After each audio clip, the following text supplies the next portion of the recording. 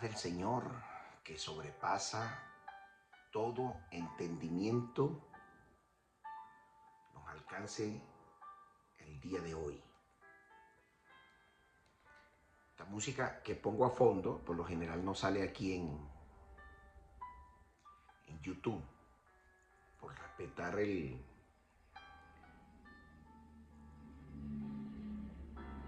derecho del autor, pero no tiene copyright para nada, es instrumental sin autoría. Gloria al Señor, espero que salga este fondo musical. Bien, hoy vamos a estar viendo un tema espectacular. Me he dedicado exclusivamente a buscar información que considero pertinente, necesaria para los estudiosos de la palabra de Dios. Y tiene que ver mucho con las interpolaciones, las tergiversaciones, los cambios sistemáticos de la historia de las cartas neotestamentarias, las cartas exhortativas de los apóstoles, que nosotros la conocemos como Nuevo Testamento. No es otra cosa más que carta. Ni es nuevo ni es testamento, porque todo eso viene del judaísmo. Es decir, viene desde el mismo momento en que Dios preparó a una serie de hombres, en especial Jesús como Mesías, y documentaron posteriormente, por supuesto, los masoretas, el testimonio de Jesús entre nosotros. Entre otras cosas, el apóstol Pablo, la exhortación de cartas a la sinagoga donde había sido expulsado, donde no había presencia de ellos, el apóstol Pedro también, etcétera, etcétera y más, etcétera. Hoy vamos a estar viendo eso porque es interesante, y no es nada fácil entenderlo, porque si ha habido manipulación abiertamente y que ellos lo han reconocido, en especial el Papa que antecede a este Papa que está ahorita, el Papa Francisco, lo antecedió, él murió ya. Él en uno de sus libros brillantes determina fehacientemente que hubieron manipulaciones y tergiversaciones con el devenir de los años por parte de escribas católicos, evidentemente. En estos textos o cartas apostólicas, muchas inexistentes, muy importante eso, no existe, pero alguien las puso allí, interpoladas y también tergiversadas, vamos a entrar en profundidad en este estudio. No solamente te voy a llevar allí, te voy a citar cada uno de los textos bíblicos, donde los escribas católicos, con el ánimo solamente de defender a ultranza los dogmas que rigen a la Iglesia Católica, que la creación de tres dioses, pues manipularon abiertamente las cartas, pasando obviamente por encima de las cartas originales, de los textos originales, tergiversando, manipulando, interpolando, con el fin de sostener la hegemonía intertestamentaria. Solamente tenían ese interés. Ahora, en este estudio vamos a ver algunos versículos cuestionados. Existen varios, muchísimos, pero yo voy a citar lo más importante que hoy en día se predican sin que los predicadores lleguen al estudio sistemático, profundo de estos textos bíblicos o versículos bíblicos que no aparecen ni en las Biblias católicas. Increíble esto, y en algunas cristianas no aparece, debido, entre otras cosas, los eruditos, respeto a los eruditos, que son hombres muy serios. Estuve leyendo algunos allí, entre esos está un gran erudito de España, apellido Piñero, que hacía algunas interpolaciones y abiertamente decía, evidentemente aquí hay manipulación. en diferentes traducciones, las interpretaciones fueron burdas, fueron abiertamente manipuladas e interpoladas, incluso los textos. Yo te voy a presentar a continuación algunos de ellos que son terribles. Por ejemplo, Mateo 17:21. Reina Valera, 1960, con permiso. Yo la tengo aquí. Esta Biblia me acompaña hace muchísimos años. Es la Biblia que uso, siempre la he usado para enseñar, porque es una de las más maltratadas.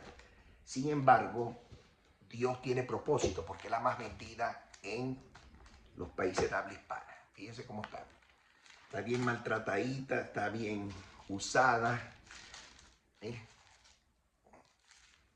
Producto de la lectura continua. Y la pongo acá para testimonio. En este versículo dice así: pero esta clase de demonio no se puede expulsar sino con oración y ayunos. En otras Biblias, por ejemplo, estuve viendo por allí y comparando, la Biblia de Jerusalén no aparece. El comentarista de la Biblia hace énfasis de que efectivamente este versículo en cuestión no existe, que es una interpolación de un escriba católico que lo puso ahí a trocha y a mocha, con tal de mantener la hegemonía de su religión. Un daño terrible que le ha hecho a la palabra de Dios. Bueno, aquí cada quien va a dar cuenta. Marcos 16, 9 al 20. El final de ese evangelio de Marcos es un tema de debate actual entre los eruditos. Por ejemplo, la Biblia, la NBI, creo que es Nueva Versión Internacional, correcto. Esta Biblia incluye estos versículos, mientras que las otras, Palabra de Dios para Todo, PDT, no le incluye. Nueva Versión Internacional no le incluye. Reina Valera no le incluye. La Biblia Jerusalén no le incluye. Y en los que no le incluyen dentro de esas Biblias, y yo los invito a que lo lean, los escribas que tratan de darle la interpretación correcta a estos capítulos y versículos, dice que son inexistentes y que son apócrifos, que ni los mismos católicos, que son los custodios, los que pagan la imprenta para que las Biblias salgan al mundo, sobre todo de habla hispana, determinaron que son apócrifos. Mire qué increíble esto. Juan 7, 53. Juan 8, 11. Mire, esta historia es interesante. Esta historia habla de la mujer adúltera. Y este pasaje no aparece en los manuscritos antiguos del Evangelio de Juan. No hay que ser Charles Hall para darse cuenta que algún escriba algún escriba católico lo incluyó dentro de los textos bíblicos para mantener el dogma de los tres dioses, es decir, del Dios trino, de la Trinidad, Padre, Hijo y Espíritu Santo. Esto ha causado un daño tremendo porque hay pastores que no estudian, hay ministros que no estudian y compran las Biblias con estos pasajes y así lo predican. Cuando los mismos eruditos católicos, reconocidos dentro de sus escuelas teológicas, han cuestionado duramente eso. Yatencio Bonilla, el profesor Yatencio Bonilla, es uno de ellos que lo he escuchado hablar del tema. un cura católico, jesuita, que ahora está en el cristianismo, pues, arreglando los problemas que nos dejaron los padres de la Iglesia Católica. Cuestiona severamente esto. Algunas Biblias, Reina Valera 1960, esta que yo tengo aquí, la incluye. Nueva Versión Internacional no aparece. Otras versiones de Biblias hispanoparlantes dice que eso no existe, que es inexistente, por lo tanto no puede ser incluido acá. Ahora, este pasaje es hermoso. Este pasaje refiere de una mujer que fue agarrada en el acto mismo del adulterio y le fue llevado, incluso está incluida en películas católicas del Mesías. Porque déjenme decirle que los judíos no hacen películas de Jesús, ni hacen películas de Dios, porque eso es idolatría para el pueblo judío. Pero los católicos hacen esa película porque saben que como la gente no lee, la gente piensa en la película, no en la Biblia. Como no tiene información en su cerebro, no lee, no hay información. Pero sí ven películas y ven TikTok. No tengo nada contra los TikTokers ni contra los YouTubers, nada de eso. Yo uso esta plataforma. Pero si usted quiere saber la Biblia, tiene que leerla. De manera que este pasaje tan bonito que es, que la mujer aparece, la misericordia del Mesías, el Mesías le dice, ¿quiénes eran los que te perseguían? Y no, Señor, no me persigue. Bueno, no peques más, vete y no peques más. Y el que esté libre de pecado lance la primera piedra. Históricamente hablando, es una historia muy hermosa, digno de una telenovela, pero en la Biblia no aparece eso. No está. A alguien se le ocurrió meter ese pasaje. Y si usted profundiza un poco más y se va a las costumbres hebreas, porque Jesús era hebreo, él estaba predicando en Jerusalén, en Israel. Es cierto que una mujer agarrada en el acto mismo del adulterio o un hombre eran lapidados, pero eran ambos, no uno. ¿Dónde está el hombre? Y ahí empieza a desajustarse. Cuando un judío lee eso, se ríe, porque sabe que eso en el contexto histórico no tiene pertinencia, no tiene similitud, no está asimilado a sus costumbres. Y eso genera, por supuesto, frustración, engaño.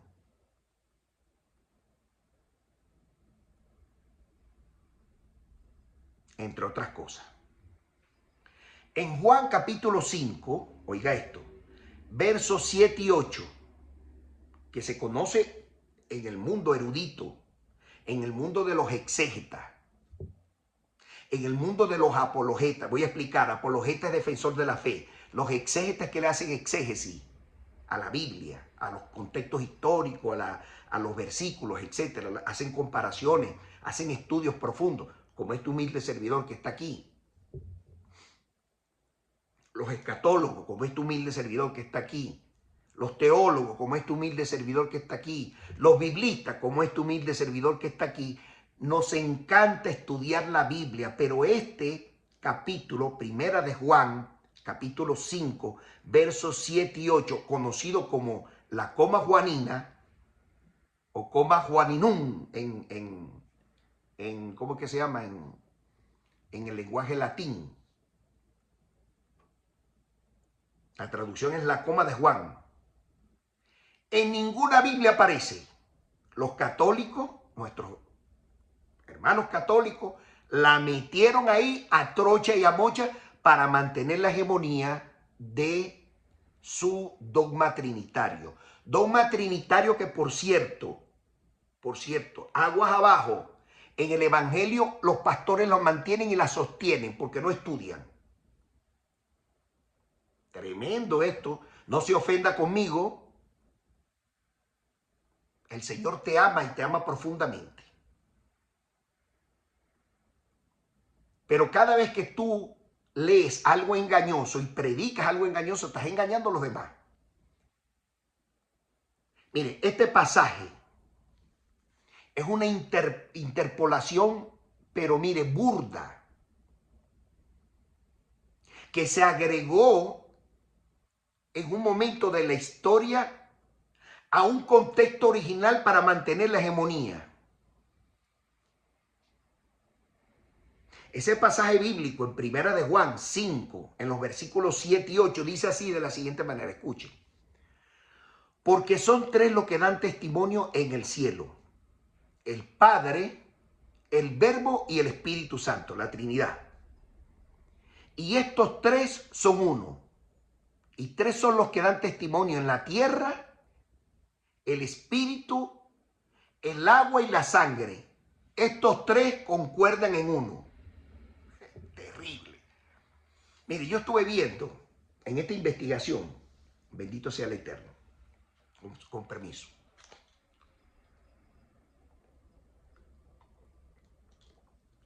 un debate. Estaban debatiendo un católico, un pastor evangélico y un adventista, discutiendo de temas. Sacaron a relucir esto. El adventista le dio una revolcada de Padre y Señor nuestro en conocimiento al padre católico y al pastor evangélico. Cuando sacó a relucir este capítulo, no aparece registrado en ninguna parte, ni históricamente ni bíblicamente, lo que en consecuencia ustedes están citando erróneamente las escrituras. Y le hizo la historia de dónde venía todo esto. Y el pastor cristiano tuvo que callarse la boca. Y el cura católico, a pesar de la manera de tratar de salir con elegancia, cada vez que hablaba se enredaba más, porque era insostenible. ¿Por qué? Porque esta coma juanina, así llamada, los eruditos ya han profundizado en ello, no ahorita, de hace 25 años atrás,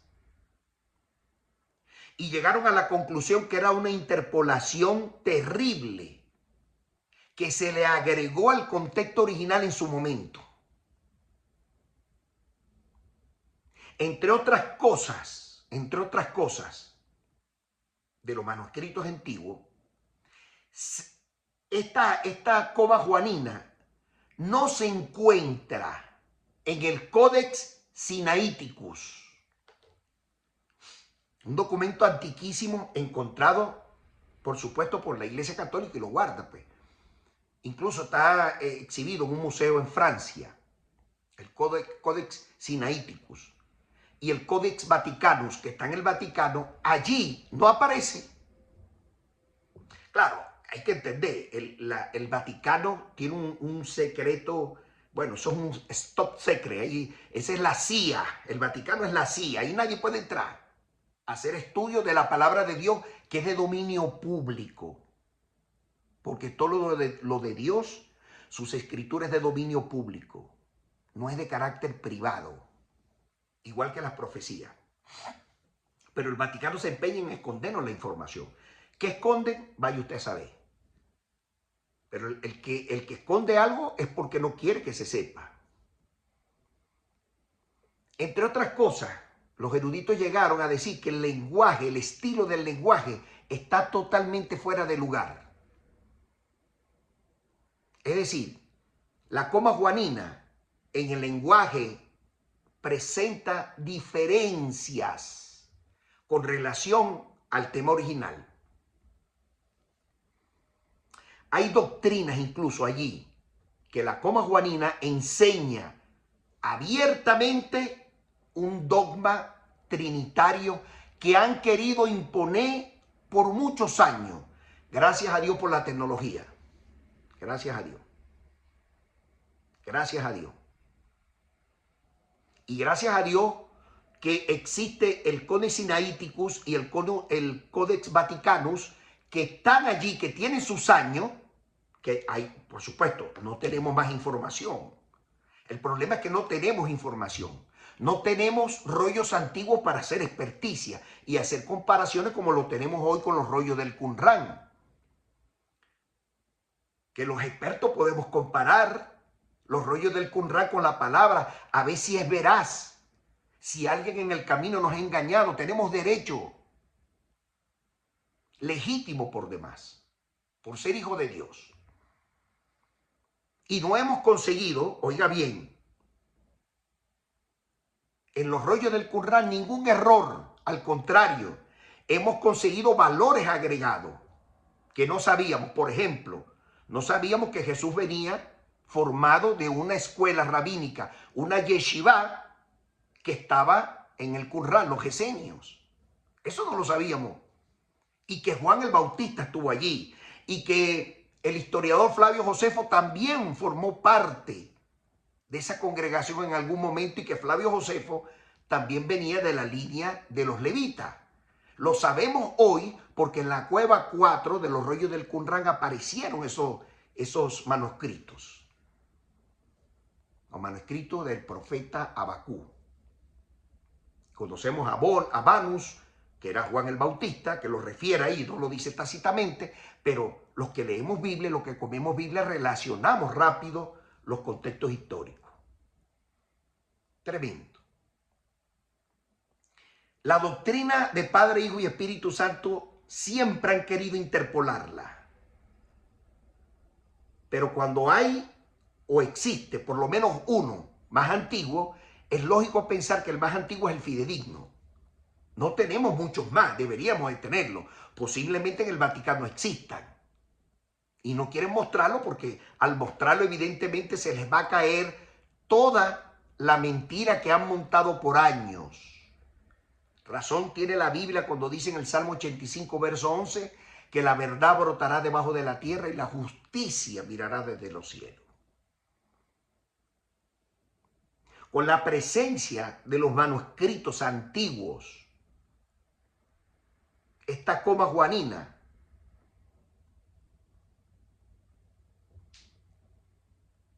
pasó a ser historia. Aunque por allá algunos empezaron, no, que aquí apareció en el códice mortofiano, así se llama, Montfortiano, perdón usted la expresión, Montfortiano se llama, código Montfortiano, un manuscrito del siglo XVI o del siglo XIV, no recuerdo bien con exactitud, pero estuve leyéndolo.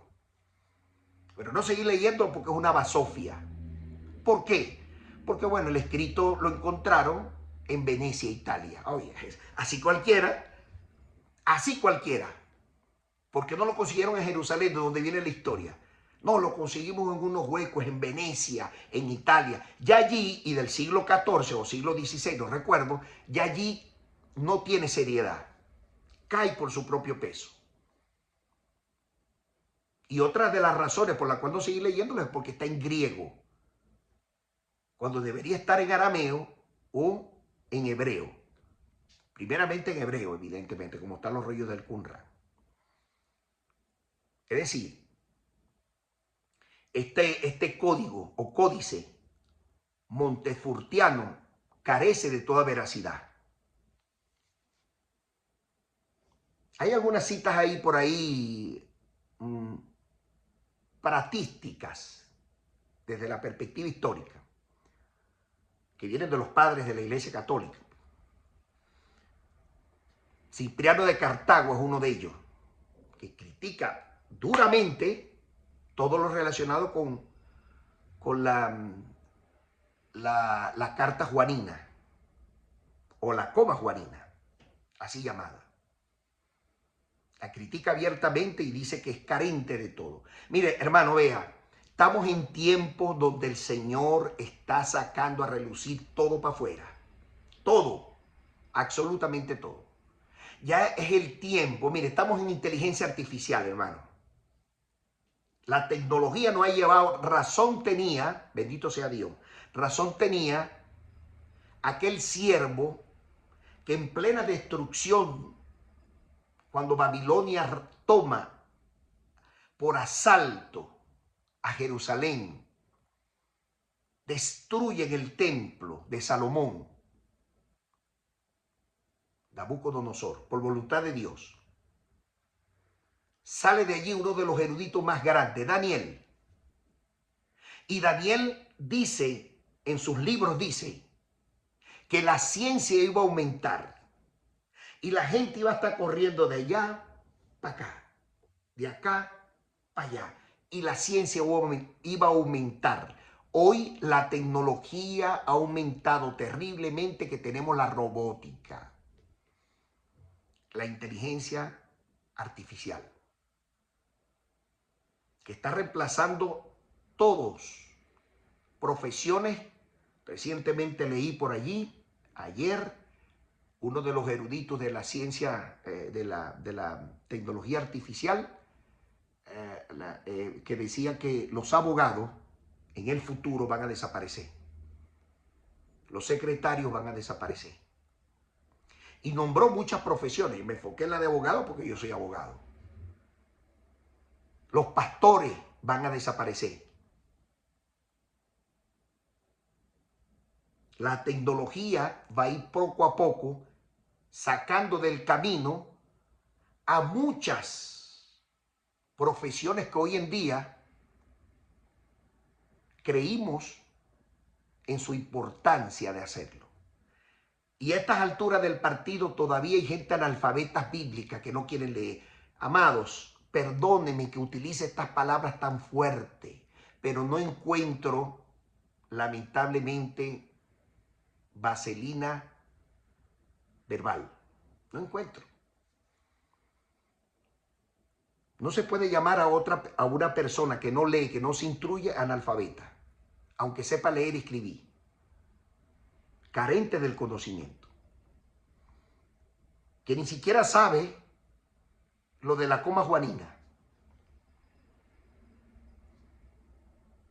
que hay sí una teología interpuesta terriblemente por la Iglesia Católica, y todavía escucho algunos predicadores todavía predicando esos mensajes.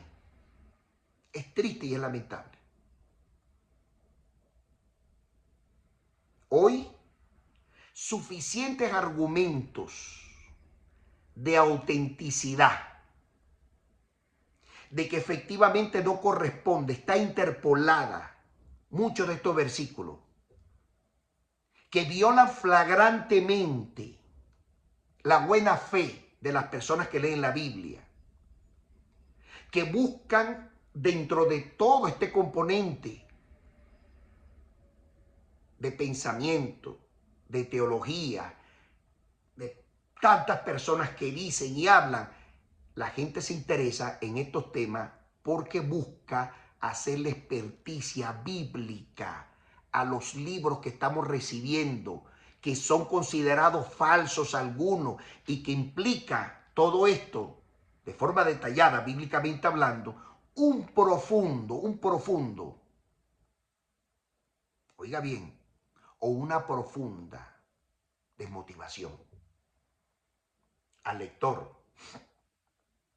Muchos creyentes, como yo, que al pasar el otro lado del río empiezan a conseguir todo esto, empiezan a sufrir decepciones, cuestionamiento. Pero Dios es tan bueno que le permite ver la verdad en medio de la mentira. Te voy a presentar a continuación algunas razones, pues, no todas, que son consideradas falsas, de toda falsedad, de estos manuscritos que te cité. Entre esos muchos, ausencia de los manuscritos antiguos. Cuando usted busca los manuscritos antiguos que tiene la Iglesia Católica, va a conseguir que esto no aparece, que no se encuentran los manuscritos ahí. El estilo y el lenguaje, totalmente diferente. Por cierto, el estilo del libro de los Hebreos con el apóstol Pablo tiene mucha similitud, lo que en consecuencia algunos eruditos piensan que fue Pablo. el que le escribió a los hebreos esa carta. Pero tiene que haber consistencia en el lenguaje,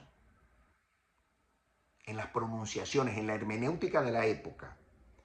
La doctrina de todos estos versículos que les cité no se encuentran en el así llamado Antiguo Testamento. Criticismo textual, oiga eso pues.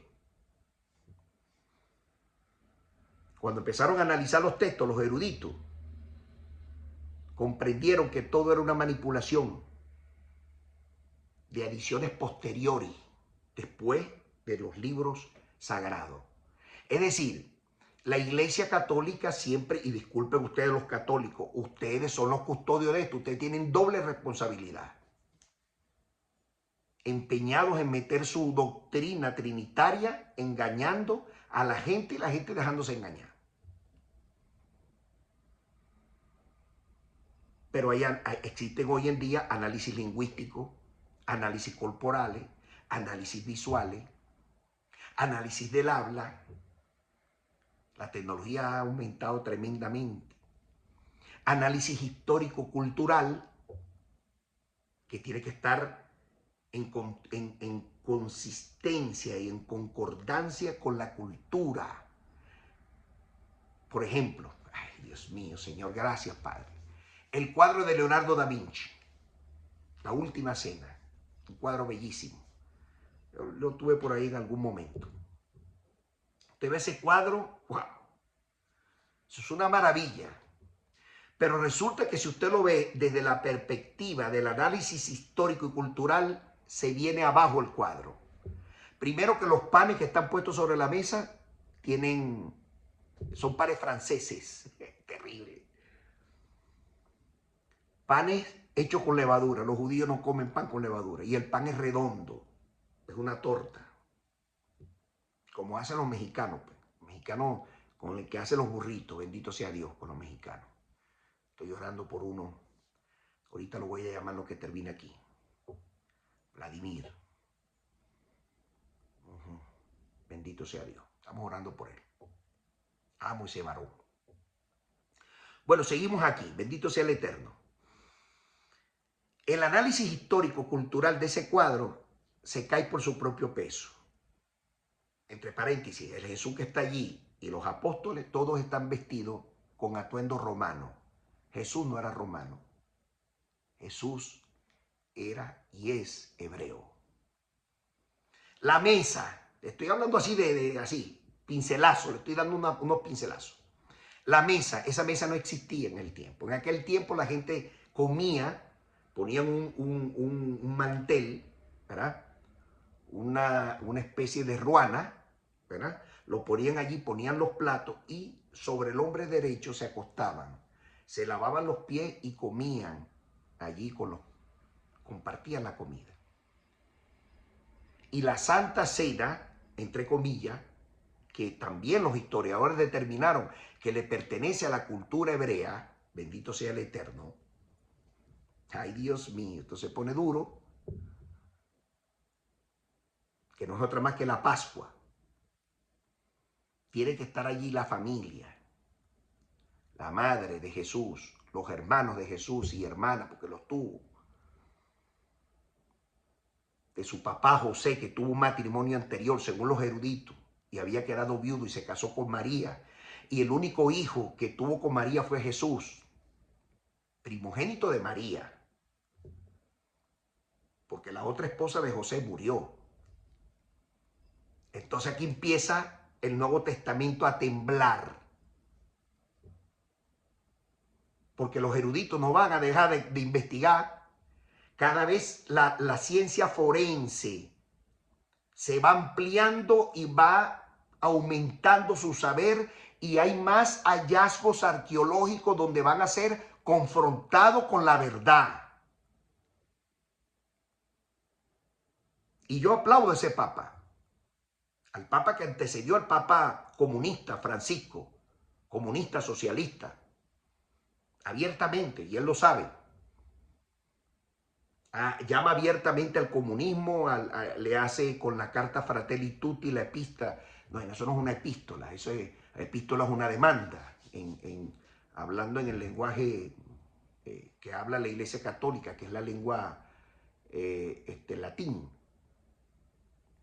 Esto es una encíclica, la encíclica papal Fratelli Tutti. Ahí el Papa habla abiertamente y llama al anticristo para que gobierne el mundo, pues. Que todos los países deben de declinar y darle la oportunidad a un solo hombre que maneje el mundo y que las fronteras de Estados Unidos caigan, el dólar caiga y se maneje una moneda una cosa de loco que está ahí en la carta Fratelli Tutti. Él lo hizo público. Yo no tengo nada contra el Papa, pero absolutamente nada. Yo amo al Papa y oro por él para que cambie. Pero las cosas que ha hecho, el testimonio que ha hecho, que ha dicho, y las cosas que consuetudinariamente hace en favor de los palestinos, pero de Hamás, de los terroristas. Soltó ahora recientemente a unos cubanos, intercede por los terroristas, pero por los gobiernos comunistas, pero no intercede por el pueblo de Israel que tiene secuestrados. Eso es una cosa de loco. Va a Venezuela y apoya a los comunistas que están allá. Apoya abiertamente y sostiene a los comunistas. En diciembre, recientemente, este diciembre 2024, hizo el Día de Reyes, bueno, el nacimiento de Jesús, pues, antes del 25. Puso un atuendo que hizo famoso, por supuesto, uno de los terroristas más sobresalientes en la época de los 70, Yasser Arafat, utilizaba un atuendo. Bueno, lo puso ahí, puso el niño Jesús, entre comillas. Sabemos que eso es parte de la tradición, pero envía un mensaje de apoyo a los terroristas y comunistas. O sea, ¿qué tipo de papa es este? Todo lo contrario con Juan Pablo II. ¿Entiende lo que digo? Juan Pablo II, por ejemplo, buscaba, ayudaba a los más necesitados, visitaba a los que eran atropellados. Bueno, por esa es la razón que lo quisieron matar. Esa fue la razón del atentado, pero no pudieron porque Dios estaba en el asunto. Necesitamos un papa como Juan Pablo II. Dios mío, te pedimos que venga pronto un papa que verdaderamente vele por el pueblo católico y por los cristianos, por los intereses, que luche en sintonía con el discurso del Mesías, cuando se paró en el sermón de las montañas y habló de los bendecidos, a los que luchan por la injusticia, que son llamados hijos de Dios. Volvemos al cuadro. En ese cuadro, obviamente con una experticia histórica cultural, se cae por su propio peso. Totalmente fuera de lugar. De manera que el análisis histórico-cultural no solamente implica las experticias visuales, sino las experticias también escritas, históricas, culturales, bíblicas, etcétera, etcétera. Análisis literario. Ahora vamos con la literatura. La literatura hebrea es diferente en todo el contexto arábico, es decir, árabe. Peor aún griego. Mire, para que usted tenga una idea. Los judíos decían, prefiero comer cerdo que hablar griego. Resistían al griego. Y eso lo estuve leyendo yo por ahí en el Talmud, con relación a los judíos, de la resistencia a los griegos. Sin meter el análisis teológico, teología, es una definición, por cierto, de Sócrates. Teo, Dios, logía, estudio. Teología, estudio de Dios. La teología sistemática hebrea es totalmente diferente a la católica y cristiana, por supuesto, porque todos nosotros venimos de la Iglesia Católica. No se ofenda, es verdad. Nos desprendimos de ahí, por eso le dicen la gran ramera. Todos los movimientos habidos y por haber cristianos salimos de la Iglesia Católica. De hecho, ellos son los que tienen el monopolio del Nuevo Testamento. Mandan a imprimir las Biblias, las venden, son ellos. Una iglesia cristiana no tiene dinero para acuñar y mandar a imprimir tantas Biblias. No hay dinero para eso. El Vaticano sí tiene dinero para eso. Y mucho. Las herramientas que utilicé para hacer esta experticia académica fueron Biblias comentadas que tengo. Tengo en mi biblioteca, hay muchas Biblias comentadas. Las usé para llegar a esta conclusión. Utilicé diccionarios electrónicos y una enciclopedia que tengo aquí con relación a los manuscritos antiguos. Utilicé la internet, es decir, Google. Utilicé inteligencia artificial. Utilicé software, programas de software que me permiten avanzar un poco más en esto del estudio bíblico. Buscar concordancias con unas con otras. Es una herramienta de estudio fundamental, las concordancias desde la perspectiva de los paralelos, pues. Por ejemplo, usted mete en internet Juan 1.1 y pone paralelo, le van a salir no solamente todas las Biblias, sino también las Biblias que se oponen, los comentarios que se oponen a ese capítulo, si es que se llegan a oponer, o si no, no va a conseguir nada porque los eruditos no han llegado hasta ahora a ese nivel o a ese estudio, no la ha atrapado, no lo ha interesado. Algunos libros que tengo por allí del doctor David Flusser, tengo todos los libros de David Flusser, me encanta cómo escribe el doctor David Flusser, de bendita memoria, que nos dejó muchísimo. El doctor Royman, Adolf Royman, entre otros libros del doctor Piñero. Tengo muchísimos libros allí. Yo aquí he dado en Facebook sobre todo algunas prédicas y saco los libros y los recomiendo para que la gente lo lea. Me apoyé en libros y estudios bíblicos. Un recurso muy valioso, por cierto, para profundizar en el tema. ¿Cómo concluimos esto? ¿Cómo llegamos al final de todo esto? Bueno, no solamente son estos versículos que les... Hay muchísimos más.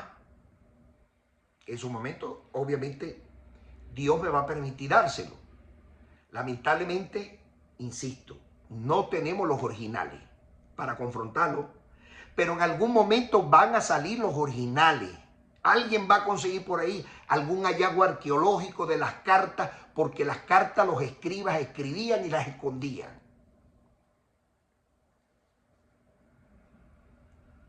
Para confirmar, por supuesto, lo que tiene la Iglesia Católica, porque es lo que la conserva, o son el ente que lo conserva, no los cristianos, los evangélicos, pentecostés, ninguno de ellos conserva eso.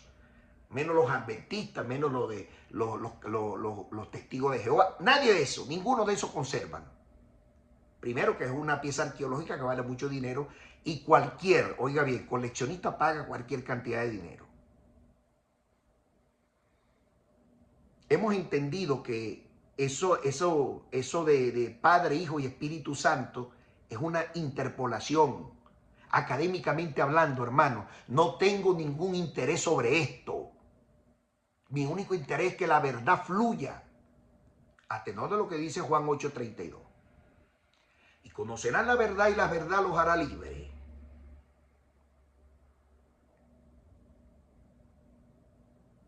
Y si profundizamos sobre el Padre biológico de Jesús, que dice la Iglesia Católica que es el mismo Dios, el Padre biológico de Jesús es Dios, como que Dios tuviera miembro eréctil y tuviera mujer para embarazar a una virgen. Aunque el contexto original hebreo dice niña, es decir, no menstruaba, cuando supo la profecía por parte del ángel. Por eso ella dice, no conozco varón. Estaba hablando al futuro que recibiera a José como su esposo. Porque José era, obviamente, un hombre que le doblaba la edad a María. Porque el ángel fue comisionado específicamente para eso.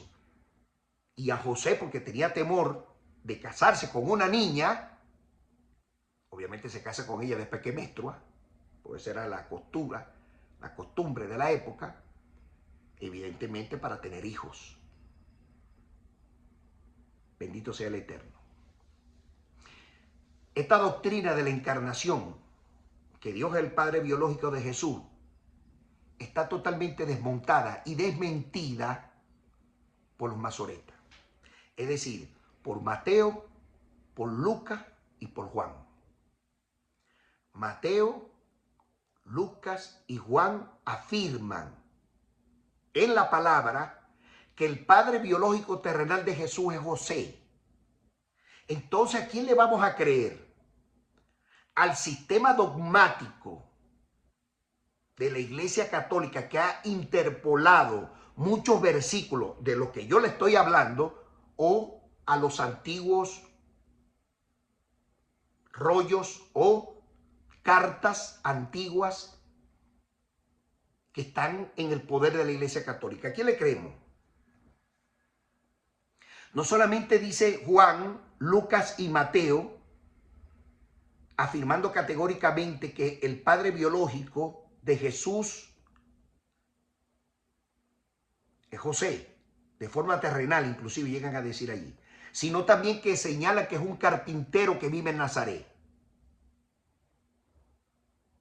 Y después alegan, quien se casó con María para complementar el asunto. Entonces aquí es donde el indio tiene que ponerse con el hacha afilada en el hombro. ¿Dónde voy a cortar? ¿A quién le creo? Si Lucas 3:23 me afirma que José es el padre biológico terrenal de Jesús.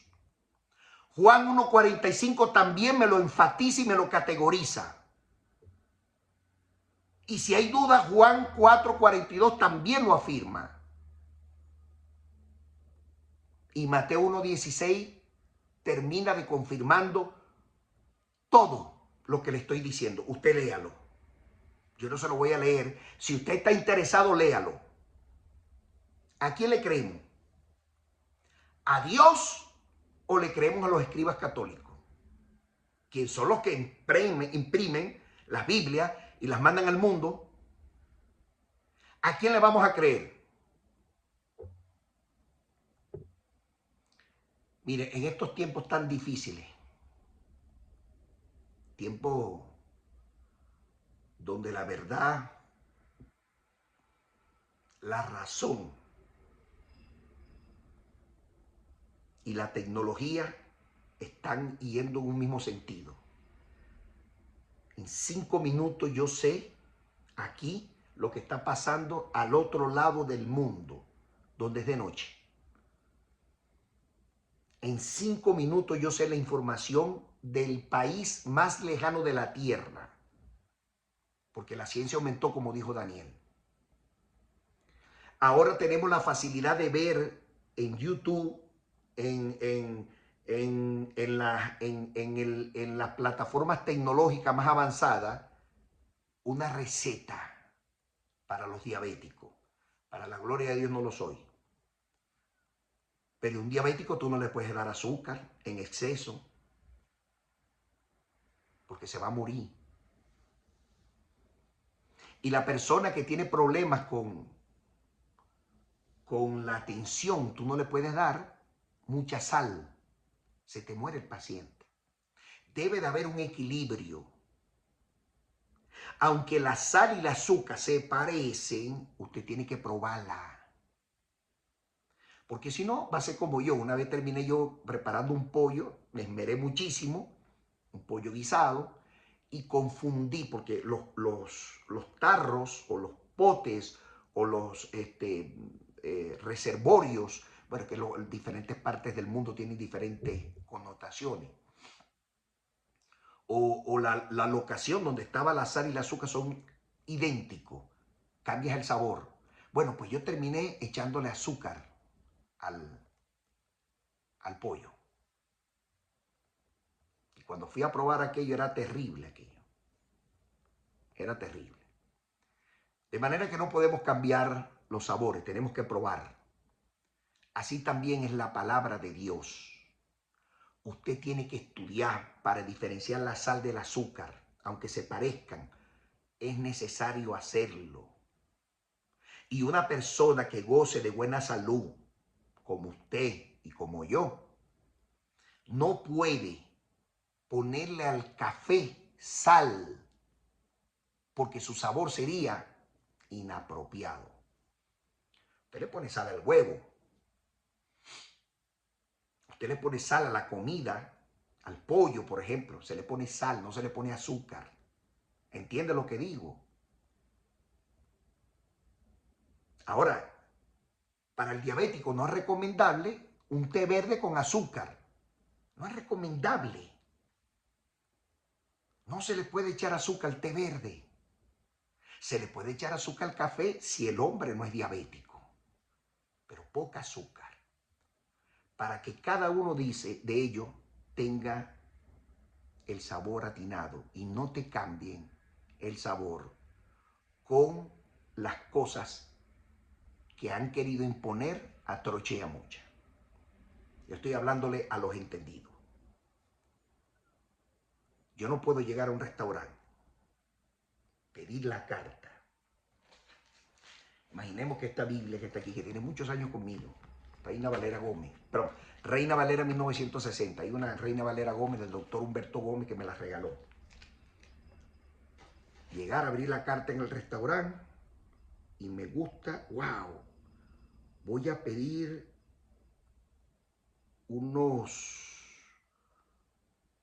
¿qué se me ocurre?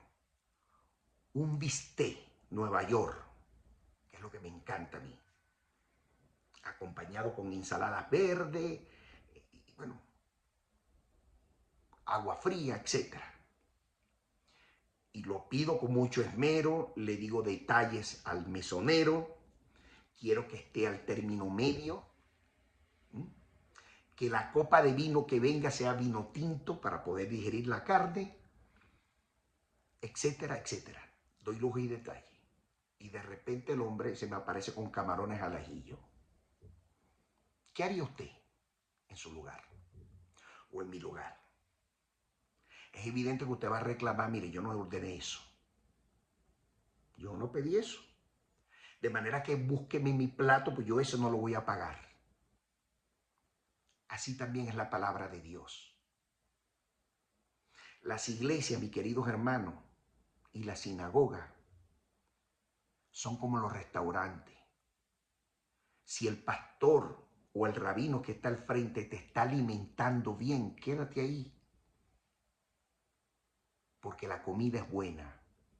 Pero si el pastor o el rabino te está alimentando con comida basófica, sal corriendo de ese lugar. Porque le está echando mucha azúcar al té verde y no al café donde debería de ir. Que la paz del Señor, que sobrepasa todo entendimiento, nos alcance a todos el día de hoy. Paz a vosotros.